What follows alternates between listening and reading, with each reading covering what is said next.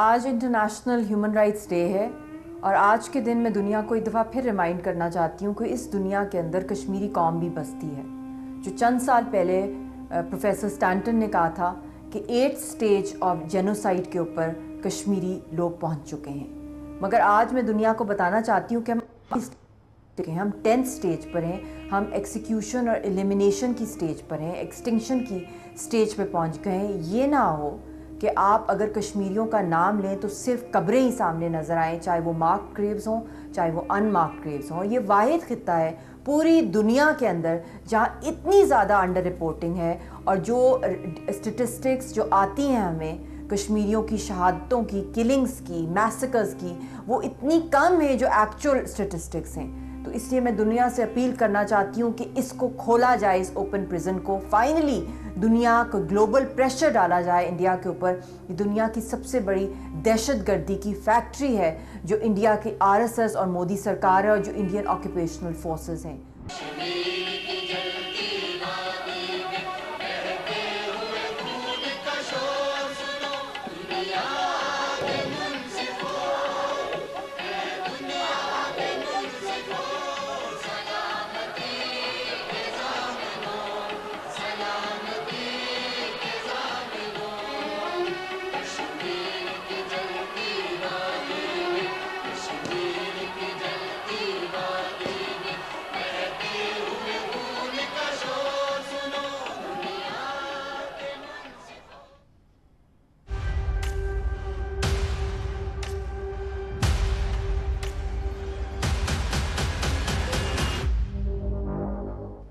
मकबूजा कश्मीर में जो है 10 लाख की फ़ौज मौजूद है जिनके पास जो है ब्लैक लॉज है, अफसा की सूरत में, ताड़ा की सूरत में और सेफ्टी एक्ट की सूरत में, यानी उसमें जो भी लोग फ़ौजी जो मुलवस होते हैं उनको किसी अदालत में या किसी कचहरी में खड़ा नहीं किया जा सकता है, बल्कि अगेन ये है उनको प्राइजेस, मेडल्स और प्रमोशन दिया जाता है।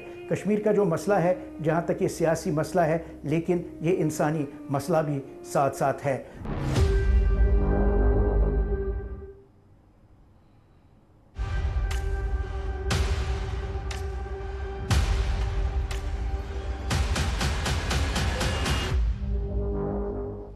भारत मकबूजा कश्मीर में इंसानी हुकूक की बदतरीन पामालियाँ कर रहा है और दूसरी तरफ इन पामालियों के ख़िलाफ़ किसी को आवाज़ उठाने की इजाज़त नहीं दे रहा है। भारत ने आज तक तकरीबन 1 लाख से ज़्यादा लोगों को शहीद किया है और आज आप देखें कि मकबूजा कश्मीर में आज़ादी इजहार पे पाबंदी है, मकबूजा कश्मीर में आए दिन क्रैकडाउन्स हो रहे हैं और वहाँ बदकिस्मती की बात यह है कि वहाँ पे मीडिया पे इतनी पाबंदी है कि इंसानी हुकूक के हवाले से ना कोई खबर बाहर आ रही है और ना ही वहाँ का मीडिया इसको कवर कर रहा है, क्योंकि उन पे सख्त पाबंदियाँ हैं।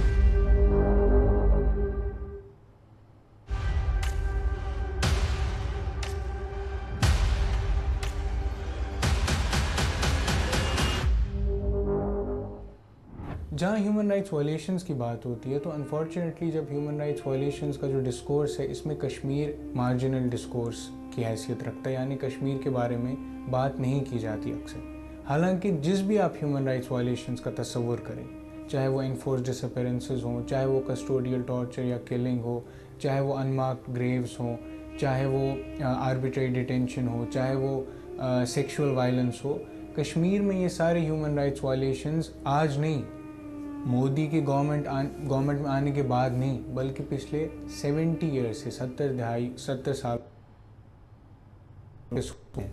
तो इस दिन पे ये इम्पॉर्टेंट है कि न सिर्फ हम इन ह्यूमन राइट्स वायलेशंस के बारे में बात करें या इनकी याद दहानी करें या इसको रिमेंबर करें, बल्कि ये भी अहम है कि हम इस बारे में सोचें कि इन ह्यूमन राइट्स वायलेशंस पे रोक कैसे डाली जा सकती है।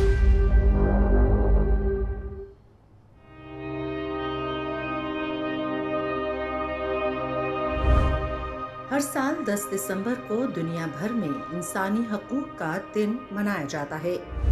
10 दिसंबर 1948 को अक़वाम मुत्तहिदा ने इंसानी हकूक के आलमी एलामिये की मंजूरी दी थी। एक जानिब दुनिया इंसानी हकूक का दिन मना रही है तो दूसरी जानिब कश्मीरी अवाम अपने तमाम बुनियादी इंसानी हकूक से महरूम हैं। काबिज भारतीय अफवाज मकबूजा जम्मू कश्मीर में इंसानी हकूक की बदतरीन पामालियों में मुलविस हैं। कश्मीरी अवाम को उनका हक़ खुदिरातियत दिए बगैर इंसानी हकूक का आलमी दिन मनाना एक सही ला हासिल है।